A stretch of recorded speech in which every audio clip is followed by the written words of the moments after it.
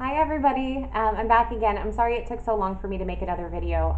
It's been a crazy few weeks and lots of ups and downs, but everything's good at this point. So a couple of announcements that I want to make. Our first autism awareness event was amazing, and I wanted to send a special thank you to everyone that was there, everyone that I was able to interact with and meet and come up with new resources. I left feeling extremely empowered and tremendously grateful that I could help in any way that I possibly could. I know in the last video I had talked about trying to get some local support in businesses, and we have some good feedback from that as well. I wanted to let you guys know about Small Town Ceramics in Lower Lake. They have agreed to put on a night for us. It's going to be on June 16th, next month, and it's going to be from 6 to 9. And I know that 6 to 9 is going to be, first thought is like 9 o'clock at night, but we have this huge gap of time, so we're able to bring our kiddos in and they can paint and sculpt and have a good old time that night. So I hope to see you guys there. I'm going to make an event page for it, so that everybody will be updated, and we'll have all the information as well. I also made some contacts at Ukiah Speedway. Wonderful lady there I've been in contact with who's trying to search for some dates that would accommodate everybody so that we can have sort of a mock field trip to go down there and check out the cars, because I know a lot of our babies are loving their cars. So I think that would be a good day for us to get together and support one another and go to a great event. So I'll let you know the future dates to come. I wanted to also throw out some thank yous as well too. I've been working on integrating the GAPS diet into JJ's meal plans at school, and had a wonderful meeting in regard to implementing it at this time, and we are good to go for this week. So Kelseyville Unified, thank you so much. Everybody in the cafeteria, Mary, the nurse down there, John, head of special education, Michelle, thank you so much for everything that you've done. There's really a team cohesive environment down there to make sure that JJ gets all the nutrient value that he possibly can. And it was an amazing day as far as being able to start this up. So any questions or comments about the GAPS diet or how I implemented it into his school eating program, leave me a comment or message and I'll be happy to explain it. So what I want to talk to you guys about today is a little bit more into potty training. I know this is kind of a scary word and a scary couple of words, but I want to let you guys know that we're implementing it at home, and even though it's a slow process, it's been very, very doable. So when you're thinking about potty training, you want to take a lot of factors into account, obviously. You as parents or caregivers want to be able to be like, okay, this is a go, we need to at least start trying. That's one of the first steps. The second step is making sure that it's medically possible to be able to do that in any sort of issues that your child is experiencing that would make potty training difficult medically. You want to address those issues first. And then it's a slow progression. And I'm just going to tell you guys what exactly we do and how it's been working for us.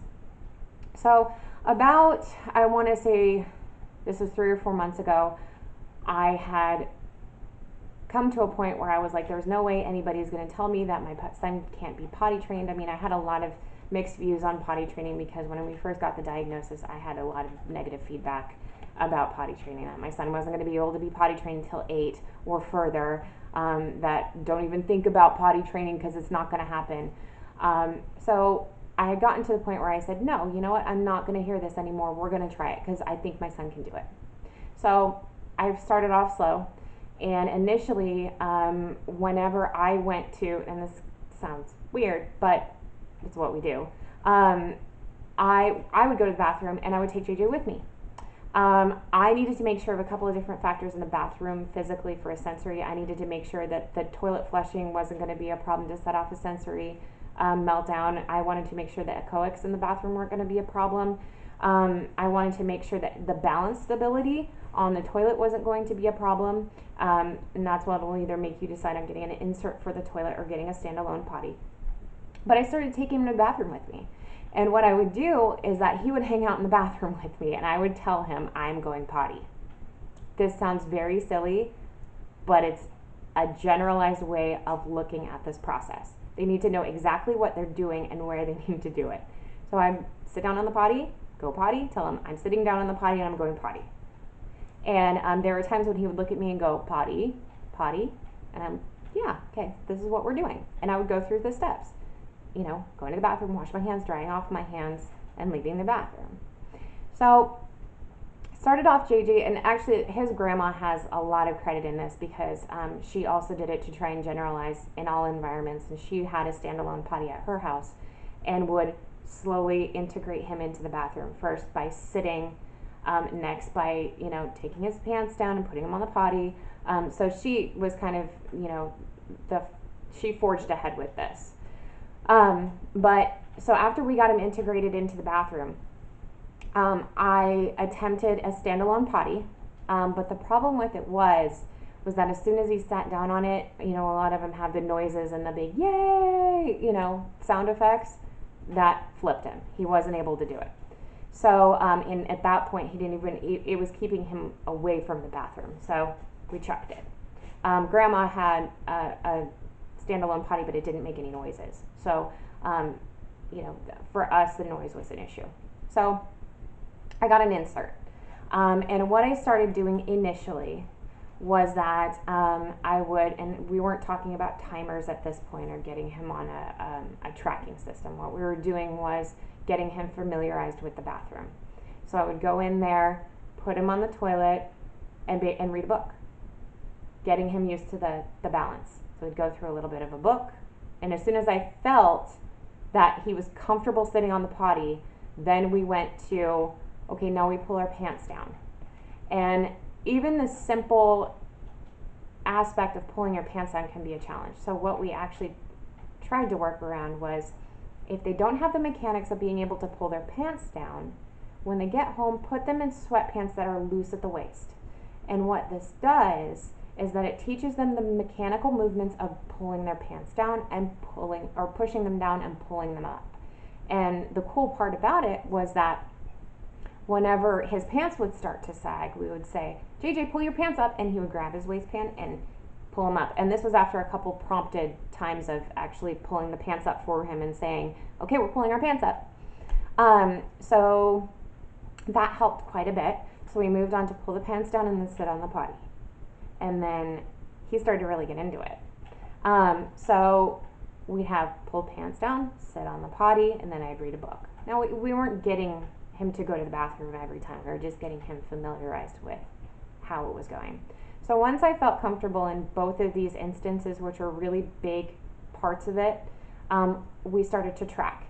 And what happens is that in any circumstances, you want to be able to start to track this behavior, because going to the bathroom is a behavior. So let's give you an example of a day. So JJ comes home, we ask him, do you want to go to the potty? Even if he says no, we say, hey buddy, let's go to the potty.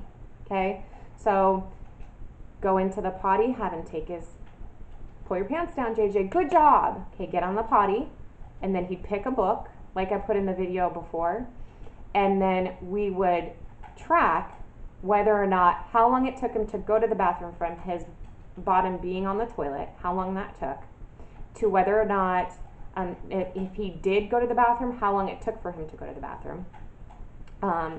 We would only stay on the potty for a designated amount of time, because what I want to do is I don't want him hanging out on the potty not knowing what he's doing. So there's a lot of verbal communication.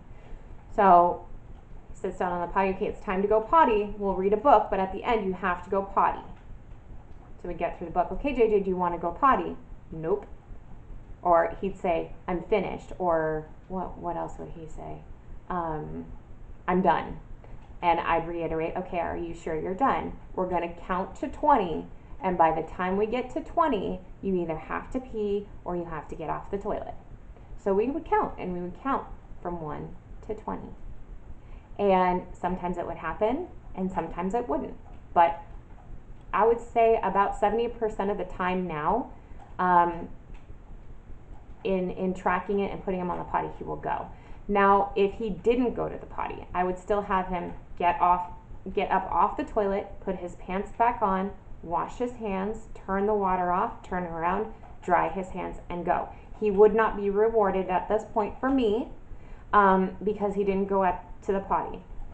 Now, in the instances of where he did go to the potty, he would be immediately rewarded. He gets a little bit of peanut butter whenever he goes to the bathroom. He absolutely loves peanut butter. So, again, going through the same thing, pull your pants down, get on the potty, we'll read a book. By the time we're done with this book, you have to go potty. And I said, try and go potty, JJ, and he'll concentrate and he'll go potty. At the point at which he would go potty, I would reset a timer for a half an hour. And in a half an hour, we would go through the whole thing again. At the time in which he didn't go to the potty, I would reset the timer for 15 minutes and go through it all over again. We would normally load up on, having him drink juices, not juices, but like almond milk or water to try and get him into the flow of everything. Because what you want to do is you want to be able to have them sense the feeling of needing to go to the bathroom. And in most cases, when we do long trial runs, he's not in pull-ups. He's in regular big boy underwear. Because we want him to be able to feel, okay, if he's wet, then we need him to be able to have the sensation of knowing when he's wet or not. So in the instances where we've had him in big boy underwear and he's had an accident, what I'll do is do not make a big deal out of it. Go up to the child, say, okay, we've had an accident, and take the child to the bathroom, go through the whole process, change them up, and send them back out to the same spot where they had the accident and say, we don't go to the potty here, we go to the bathroom, and you walk them back and do the same thing again. And I know that sounds like a lot, but what you want to do is show them that we don't go potty in the place where you had your accident, we go to the potty in the bathroom. And what we started to see with JJ through this tracking from, every half an hour to every 15 minutes, depending on whether or not he went to the bathroom or not, we started to see a lesser amount of time that it took for him to sit down on the potty and go to the potty. It used to take 2 to 7 minutes. Now we're down to about 3 to 4 minutes. So, because he's really into his book, and what I have to do is start to fade that out and just say, hey, instead of this whole book that I'm going to read you before you go potty, I'm going to read 2 pages and then you have to go potty, and then we'll save it for the next time. Again, every action is really kicked up in excitement between getting on the potty to drying his hands, to washing his hands, drying his hands, pulling his pants up. Every little action, there's got to be a big reward. And that might seem like a lot, but they really get into it. And for JJ, it's like he's in make mama proud mode. And that's really neat for me to see, because we're making really, really big strides. He also, a way that I knew that we were ready for potty training was that he was staying dry throughout the night.